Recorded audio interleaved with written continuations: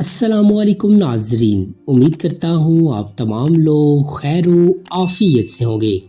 ہمارا آج کا سوال، انسانوں کو آگ نظر آتی ہے تو جنات کیوں نظر نہیں آتے، حالانکہ وہ آگ ہی سے پیدا کیے گئے ہیں۔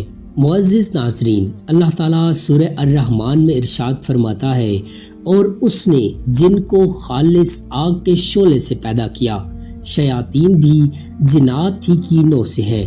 ارشاد باری تعالیٰ ہے، ابلیس کے سوا سب فرشتوں نے سجدہ کیا، وہ جنات میں سے تھا، اس نے اپنے رب کی حکم عدولی کی۔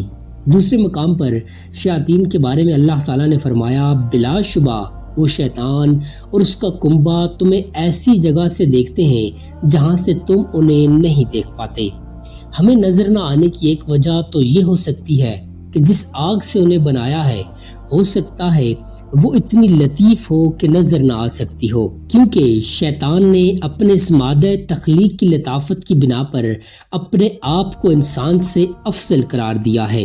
اللہ تعالیٰ نے فرمایا، تجھے آدم کو سجدہ کرنے سے کس چیز نے روکا جب میں نے تمہیں حکم دیا تھا؟